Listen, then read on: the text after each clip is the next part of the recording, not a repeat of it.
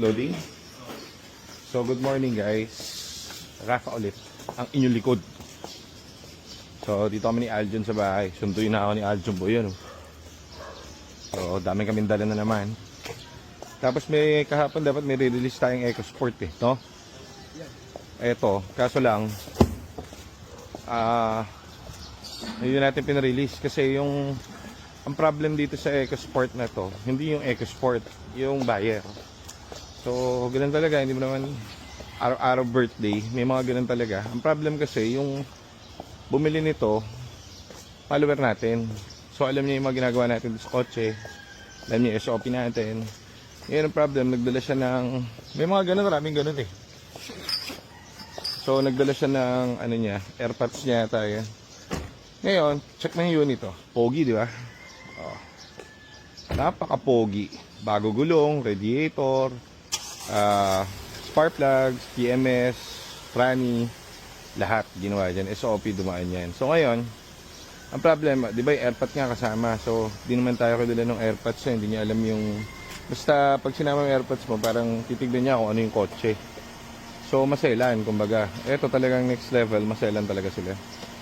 So, ngayon, sinasabi ko sa vlog, hindi kami magaling sa aesthetic. Diba? Katulad yan. Pero, makinis naman, maganda naman. Pero, ibig sabihin, hindi, may mga tao talaga na sobrang selan sa kotse. Ang kaya natin, guys, is yung point A to point B. Makina, tranny, and everything na nakakabit dyan. Kaya, marami tayong vlogs. Mabalik na lang sila para magpa-PMS, diba? Ganon. O, tignan mo naman yung loob mo. Tignan mo naman. Kaso, kahit gano'ng kaganda, may mga tao kasi na client na maselan. So, okay lang naman. Ang tawag dito, sabi ko, pag-isipan muna nila. Kasi if ever, di ba nag-down kasi sila dito sa kotse.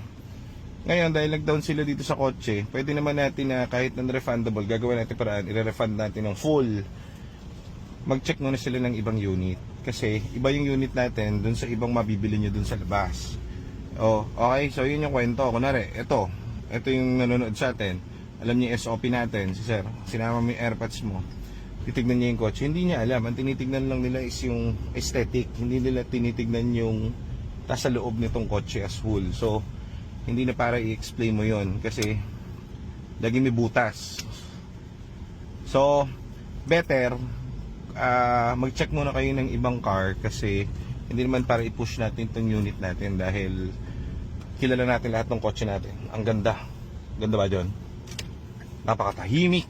Ano masabi mo sa kotse natin? Okay. All goods to. Test ride nyo ba ito? Sige sila, dyan kahapon. Okay.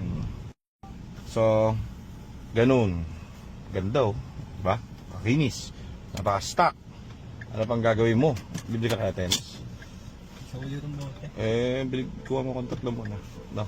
Sobra. So, yun. So, ito, readily available to guys.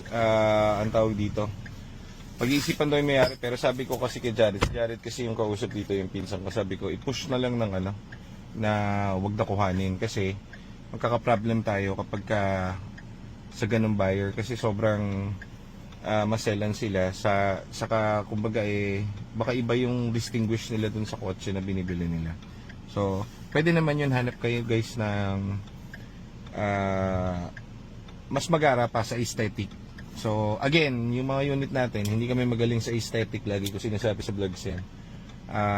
Hindi namin magagawa, pinapapalitan kasi sa amin dito, siguro 60% nito kasing kotse is almost bago. Kasi mga major parts yan, di ba? Makakita niyan, refresh, spark plug, PMS, lahat. Kita mo nyo naman, pag binuksan ko yung makina, vlog ko kasi kapag radiator, spark plug, etc. Sensors, chak, gulong, bago, lahat. So, I mean, 60% na halos dito sa kotse, binago namin. Yung kaha na lang talaga ang hindi. Kaso, yung mga ibang parts kasi nito, like yung sa suspension, hindi kami magaling dyan. Pero sinususpension namin ito. Madalang kasing nasisira ang suspension ng EcoSports. Okay? So, si sir, yung nakabili yung AirPods, gusto niya lahat nakapalit. Hindi natin kaya. Kumbaga yung very limited lang yung, imagine mo magkano yung transmission na kinabit namin dito na branding, mga dumarating namin transmission, pati yung labor cost nun. Mabot yun 107,000. Sa labas mas mahal pa, mga 150 pa nga sa labas. So imagine that. Yung pa lang, panalo ka na. Imagine mo pa yung iba, bagong battery, ganyan-ganyan. Kinabit na natin lahat dyan, kinumpile natin. So para lahat gawin namin bago, malabo po. Hindi namin kaya. Negative yun. Doon lang kami sa mga major parts na yun yung laging nagkakaproblema or yun yung laging nagiging heavy PMS niya. Kunwari kasi binenta sa amin ito, no?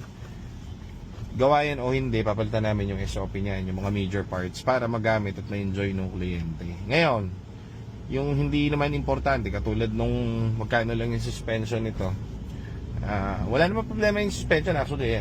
Ayun nyo. Wala namang kalansing, wala namang ano. Kasi talagang every beat medyo maselan sila. So, ayun lang. Yun ang vlog natin for today. Papasok na tayo ngayon. So, available tong block na export. Ang tawag dito?